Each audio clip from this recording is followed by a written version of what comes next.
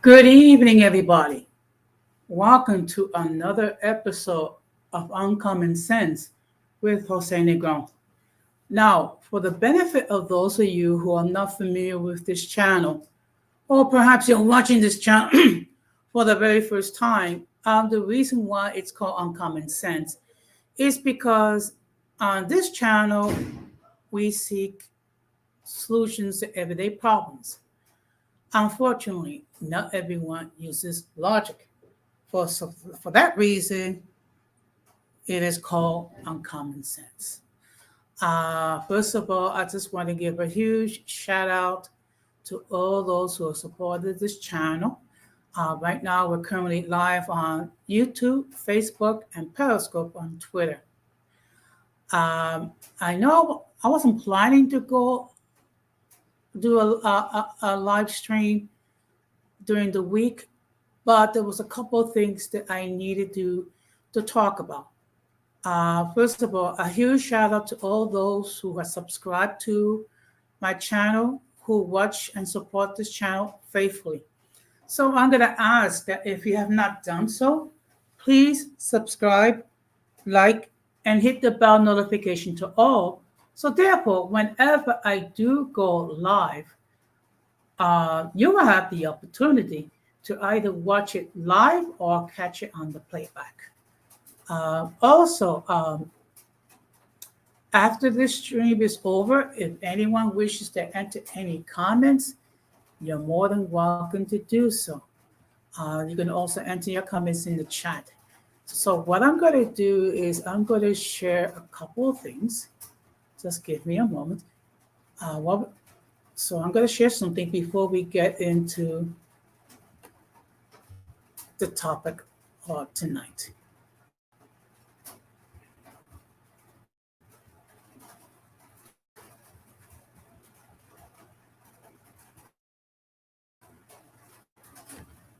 Okay. Now, I don't know. Okay. Sometimes, let's see. It seems to be a little, okay. So what I'm going to do is now share with you the situation regarding the defamation case with Johnny Depp against his ex-wife, Amber Ward. And as you can see by the headlines in the news, he won his defamation case and was awarded $15 million in damages. And Amber Ward was guilty on all charges. So let me just read to you the article. Johnny Depp won all three defamation claims in this case brought against his ex-wife Amber Ward heard over her 2018 op-ed about coming forward with domestic abuse allegations. The jury awarded Depp with $15 million in damages, but Heard will only have to pay $10.35 million due to Virginia law cap on punitive damages. The judge reduced the amount. In regards to Heard's countersuit brought against Depp, he was found to have defended her on one of the three claims. She was awarded $2 million in damages. After closing arguments from both sides were made on Friday, the jury entered deliberations and resumed Tuesday morning after the Memorial Day holiday. Then on Wednesday afternoon, after more than 12 total hours of deliberation behind closed doors, the verdict was unanimously reached and read aloud in the Fairfax County, Virginia court.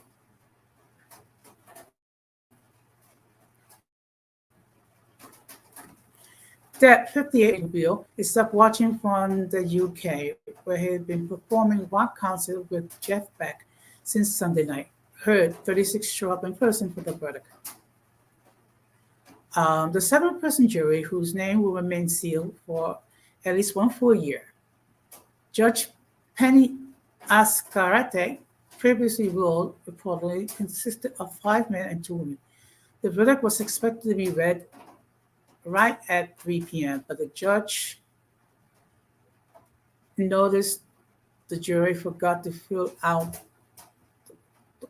on the forms what the damages would be. The members of the jury were sent back to complete that portion, causing a delay in the proceedings. In her Washington Post op-ed published in December 2018, Heard did not mention Depp by name, but wrote, 2 years ago, I became a public figure representing domestic abuse and felt the full force of our call for all women who speak out. The pair read on February 2015 at the meeting while making the 2011 film The Rum Diary. For this and in May 2016. I had the vantage point of seeing in real time how institutions protect men accused of abuse, she wrote on the op-ed, which featured the digital headline, Amber Heard, I spoke up against sexual violence and faced the culture's wrath. That has changed. She claimed that she didn't write or approve the online headline, but tweeted a link to the article at the time. It differed from the one used in the newspaper print. When Depp and Heard reached a divorce settlement in fall 2016, they agreed to release a joint statement in the meeting. In that, they said our relationship was intensely passionate and at times volatile, but always bound by love. Neither party has made false accusations of financial gain. There was never any intent of physical or emotional harm. Amber wishes the best for Johnny in the future. Amber will be donating the financial proceeds from the divorce to charity.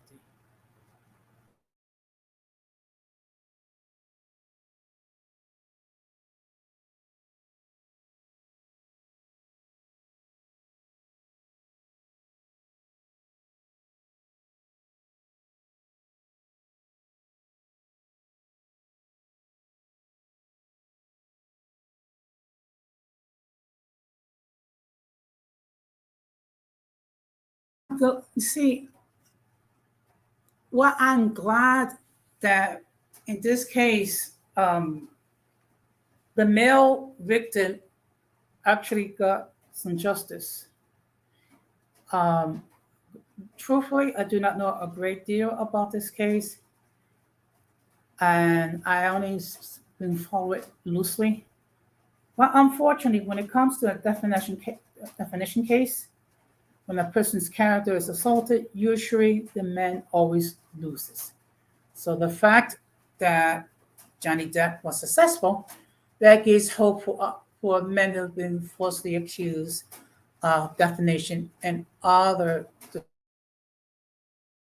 disgusting charges.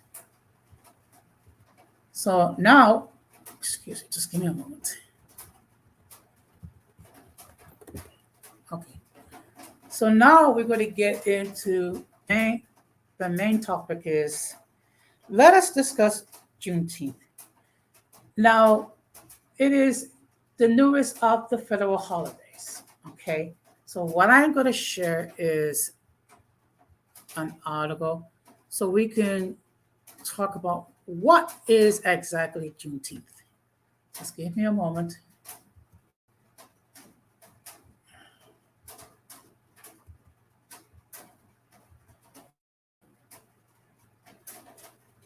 Okay. I'm just waiting to see if it shows up because sometimes, okay. Just give me a moment. Okay, here it is.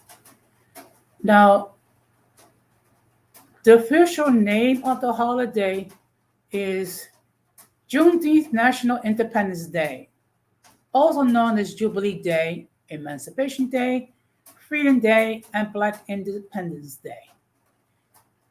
It is a federal holiday in the United States commemorating the emancipation of enslaved African Americans.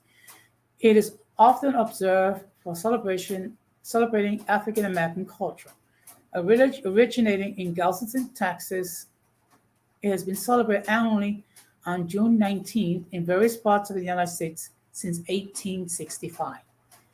The day was recognized as a federal holiday on June 17, 2021, when President Joe Biden signed the Juneteenth National Independence Day Act into law. Juneteenth commemoration is on the anniversary on the date of the June 19, 1865 announcement of General Order Number 3 by Union Army General Gordon Granger, proclaiming freedom for enslaved people in Texas, was the last state in the Confederacy with institutionalized slavery. Let's move this. Now, let me just give you a little background. President Abraham Lincoln's Emancipation Proclamation, issued on January 1st, 1863, had freed enslaved people in Texas and all other southern secessionist states of the Confederacy, except for parts of the states not in rebellion. Enforcement of the proclamation generally relied upon the advance of Union troops. Texas, as the most remote state of the former Confederacy, has seen an expansion of slavery and a low presence of Union troops in the American Civil War as the American Civil War ended. Thus, enforcement there had been slow and inconsistent prior to Granger's announcement. Although the Emancipation Proclamation declared an end to slavery in the Confederate States, it did not end slavery in the states remained in the Union. For a short while after the fall of the Confederacy, slavery remained legal in two of the Union border states, Delaware and Kentucky. Those enslaved people were freed with the ratification of the 13th Amendment of the Constitution, which abolished chattel slavery nationwide on December 6, 1865. The last enslaved people in the continental United States were freed when the enslaved people held in the Indian Territory that sided with the Confederacy were released, namely the Choctaw in 1866.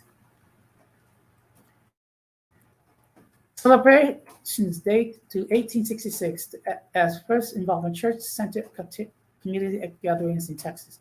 They spread across the South and became more commercialized in the 1920s and 1930s, often centering on full festival. Participants in the Great Migration of the South carried their celebrations to all other parts of the country. During the Civil Rights Movement of the 1960s, these celebrations were eclipsed by the non-violent determination to achieve civil rights, but grew popularity again in 1970 with a focus on African American freedom and African American rights, beginning with Texas by the proclamation in 1938 and by legislation by 1979. All 50 states and the District of Columbia has formally recognized the holiday in various ways. With its adoption in certain parts of Mexico, the holiday became an international holiday. Juneteenth is celebrated by the Mascoco descendants of Black Seminoles who escaped slavery in 1852 and settled in Colua, Mexico. Now we're going to share some traditions. The holiday is considered the longest running African American holiday and has been called the America's Second Independence Day. Juneteenth is usually celebrated on the third Saturday in June. Historian Mitch Catchon considers the celebration of the end of slavery have three goals: to celebrate, educate, and agitate. Early celebrations consisted of baseball, fishing, and rodeos. African Americans were often prohibited from using public facilities for their celebrations, so they are often held in the churches or near water. Celebrations were also characterized by elaborate large meals and people wearing their best clothing. It was common for the former enslaved people and their descendants to make a pilgrimage to Galveston. As early festivals received news coverage, Janice Hoon and Nor Asuneno considered that they served to simulate African American memories within dominant American history. Now we're just going to go into history. Just let me check and see if I have. Okay.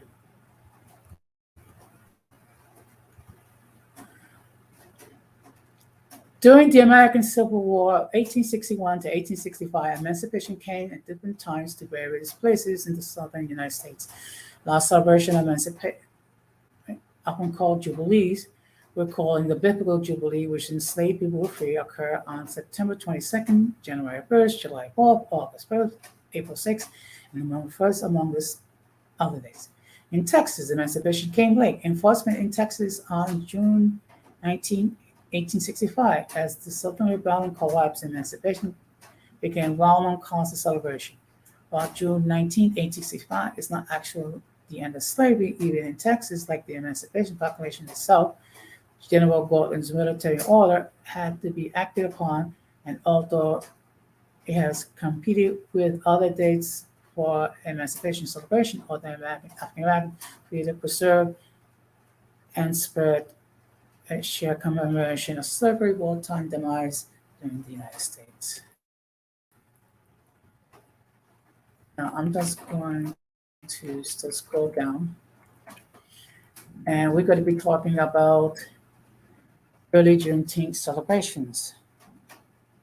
Formerly enslaved people in Galveston celebrating after the announcement on June 19, 1866. 1 year after the announcement, freedmen in Texas organized the first what became the annual celebration of Jubilee Day. Early celebrations were used as political rights to give both instruction to newly free African Americans. Early independence celebrations often occur on January 1st to 4th. In some cities, Black people were barred from using public. Okay, I already read that. So while we're going to go into another, which is the decline in Jim Crow. In the early 20th century, economic and political forces led to the decline in Juneteenth celebrations. From 1890 to 1908, Texas and all former Commonwealth states passed new constitutions or amendments that effectively disenfranchised Black people, excluding them from political process. White-dominated state legislature plus Jim Crow laws imposed in second-class status. Thus, L. Knight write that decline in celebration part because upwardly mobile Blacks were ashamed of their slave past and aspired to assimilate into the mainstream culture. Younger generation of Blacks becoming further removed from slavery were occupied with school and other pursuits. Others who migrated to the northern United States did not take the time or simply drop out of the celebration.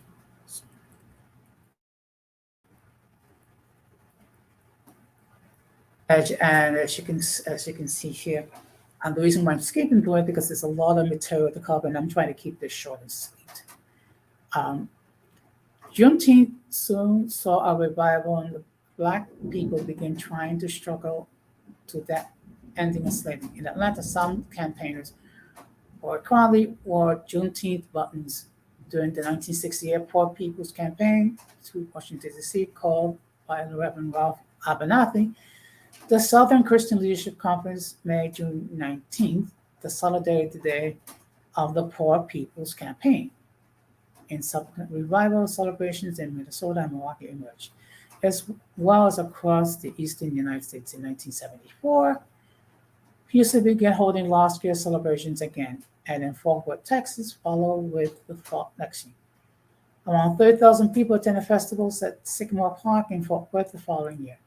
The 1978 Milwaukee Celebration was described as drawing over 100,000 attendees. In the late 1980s, there was a celebration of Juneteenth in California, Wisconsin, Illinois, Georgia, and Washington, D.C. So, as you can see, there is a great deal of information. In 1996, the first federal legislation to recognize Juneteenth Independence Day was introduced in the U.S. House of Representatives by H.J. Resolution 195, sponsored by Barbara Walsh Collins, Democrat from Michigan.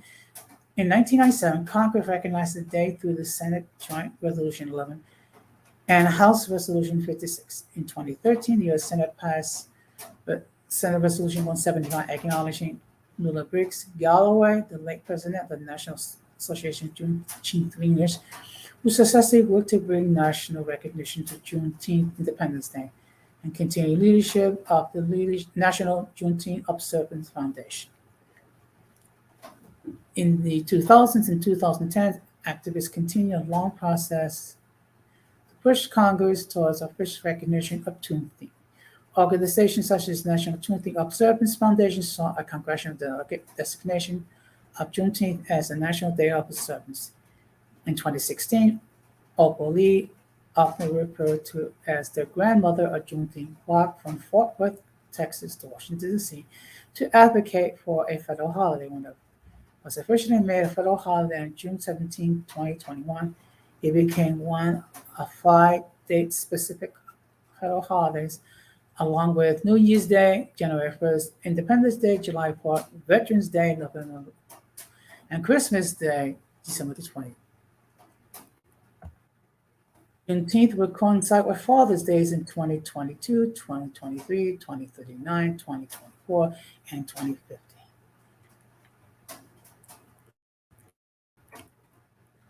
And as you can see here, well, hopefully you can see this, there is a map showing the states that recognize the holiday prior to 2000, which is in red. And then the states that recognize it between 20 and 2000, 2009 in, I guess, gold. And states that recognize it between 2010 and 2021.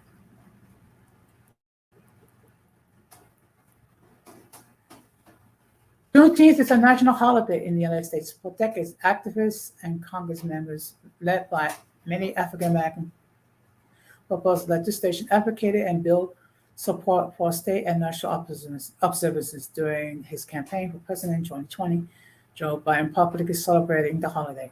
President Donald Trump, during his campaign for re-election, added that making a day a national holiday part of his platinum plan for Black America. Really, spurred on by the advocates of the Congressional Black Caucus, on June 15, 2021, the Senate unanimously passed the Juneteenth National Independence Day Act, establishing Juneteenth as a federal holiday. It subsequently passed through the House, represented by a vote of 415 to 14 on June 16. President Joe Biden signed the bill on June 17, 2021, making Juneteenth the 11th federal holiday and the first to obtain legal observance as a federal holiday since Martin Luther King Day, Juneteenth, was designated in 1983. According to the bill, federal government employees will now get to take the day off every year on June 19th, or should the day fall on a Saturday or Sunday, they will get the Monday or Friday closest to Saturday or Sunday on which the day falls. And now we're going to plug it here. So, truthfully, there was a lot of information, and I know that I skimmed through it, but I just wanted to give like some sort of an overview in regards to Juneteenth. And to be perfectly fair, I just started learning about it within the last few months. Well, it's great that we have a holiday celebrating the fact that the African American community finally won their freedom and no longer slaves. The fact of the matter is, there is still a great deal to work to deal with issues that the African American community has to deal with. There are multiple issues, and to be perfectly honest, we can talk for hours in regards to these issues. The fact of the matter is, African American men, they are portrayed in a very poor light by the so-called modern women, and unfortunately, that's based on the fact that many of them had made poor choices in their relationships and more choices as far as bearing birth to children. Now, I understand that most people will be watching this on the playback, which is perfectly fine with me. And the fact of the matter is, I wanted to keep this under 30 minutes. So this Sunday at 6 o'clock Eastern Standard Time, 3 o'clock Pacific Standard Time, and 5 o'clock Central Standard Time, we'll be discussing what will be the aftermath should Roe v. Wade be overturned, as we suspect that's going to occur sometime in the near future. So, what I'm going to be doing is, first of all, I'm going to be discussing what are the ramifications of Roe v. Wade being overturned. I'm also going to be sharing with you some information regarding some of the complications that can occur when women decide to get more than one abortion. Now, let me make this perfectly clear. I'm 100% pro-life.